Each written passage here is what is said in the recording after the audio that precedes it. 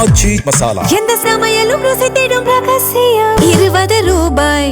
திமுக முன்னாள் அமைச்சர் அனிதா ராதாகிருஷ்ணன் கைது செய்யப்பட்டுள்ள சம்பவம் அதிர்ச்சியை ஏற்படுத்தியுள்ளது.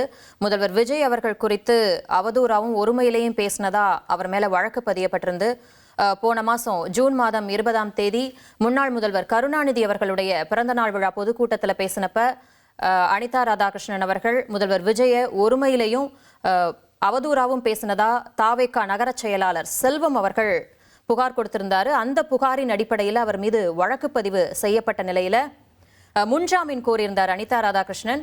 ஆனா ஒரு எம்எல்ஏவா இருக்கக்கூடிய ஒரு நபர், முன்னாள் அமைச்சரா இருந்தவர், இப்படி பொதுவெளியில் இப்படி பேசக்கூடாது அப்படின்னு காவல்துறை தரப்புல முன்ஜாமீனுக்கு மறுப்பு தெரிவிக்கப்பட்டுச்சு. அதே போல முன்ஜாமீன் கொடுத்தா இரு தரப்புக்கும் இடையில மோதல் வரும் அப்படின்னு சொல்லப்பட்டுச்சு.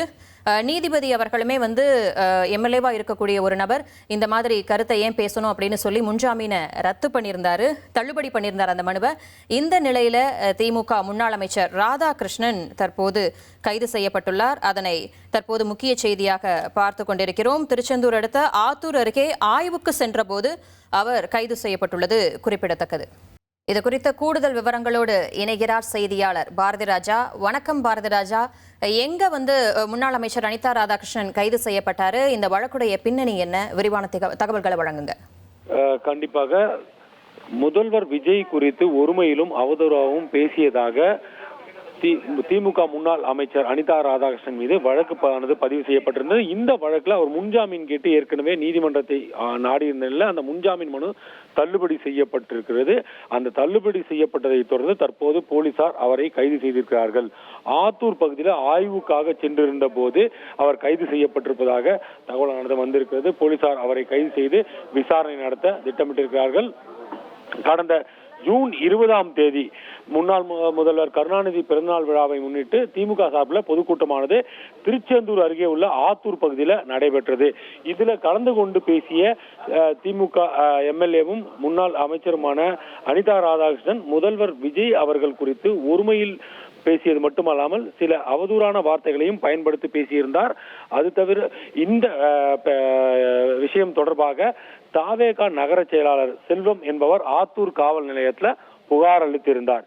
இந்த புகார் மீது ஏற்கனவே காவல்துறையினர் வழக்கு பதிவு செய்து நடவடிக்கை எடுக்க தொடங்கிய நிலையில அனிதா ராதாகிருஷ்ணன் தரப்புல நீதிமன்றத்தில் முன்ஜாமீன் கேட்டு மனு தாக்கல் செய்யப்பட்டது.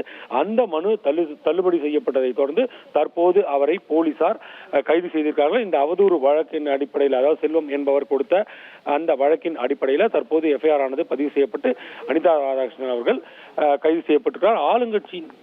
ஆளுங்கட்சியின் நடவடிக்கைகள் மீது மக்களுக்கு ஏற்பட்டுள்ள எதிர்ப்பு குறித்து பிரதான எதிர்க்கட்சி எம்எல்ஏ என்ற முறையில் பேசியதாக அவர் விளக்கம் அளித்திருந்த போதிலும் தற்போது அவர் கைது செய்யப்பட்டிருக்கிறார். ஏனென்றால் இந்த வழக்கை பொறுத்தமட்டில் ஒருமையில் பேசியது மிகப்பெரிய ஒரு சர்ச்சைக்குரிய விஷயமாகவும் பார்க்கப்படுகிறது. இந்த நிலையில அனிதா ராதாகிருஷ்ணன் கைதுக்கு எதிர்ப்பு தெரிவித்து அங்கு ஒரு பதற்றமான சூழல், அவரது திமுக தொண்டர்கள் போலீசாரின் வாகனத்தை வழிமறித்து தற்போது அங்கு போராட்டத்திலும் ஈடுபட்டு வரும் காட்சிகளும் பார்க்க முடிகிறது என்பது குறிப்பிடத்தக்கது. அது மட்டுமல்ல, மற்றொரு விஷயம் என்னவென்றால் அவர் முன்ஜாமீன் கேட்டு விண்ணப்பித்திருந்த போதிலும் முன்ஜாமீன் மனுவை நீதிமன்றமானது தள்ளுபடி செய்திருக்கிறது என்பதும் குறிப்பிடத்தக்கது. எப்படி இருந்தாலும் ஒரு மாநிலத்தின் முதல்வர் என்ற அடிப்படையில் அவருக்குரிய மரியாதையை கொடுக்க வேண்டும். அந்த வகையில் அவர் மரியாதையை மீறி இருக்கிறார் என்றுதான் புகார் அளிக்கப்பட்டது. காவல்துறையிலும் இது தொடர்பாக முறையான வழக்கு பதிவு செய்யப்பட்டு அவர் மீது தற்போது நடவடிக்கையானது மேற்கொள்ளப்பட்டிருக்கிறது. அவர் கைது செய்யப்பட்டிருக்கிறார். அங்கு ஒரு பதற்றமான சூழல் உருவாகி இருக்கிறது. அங்கிருந்து அவரை கைது செய்து போலீசார் அழைத்து செல்ல இடையூறாக திமுக தொண்டர்கள் அங்கு போராட்டத்தில் ஈடுபட்டு வருவதால் அங்கு ஒரு பரபரப்பான சூழல் நிலவுகிறது. ஆச்சி மசாலா. எந்த சமையலும் ருசி தேடும் ரகசியம். 20 ரூபாய்.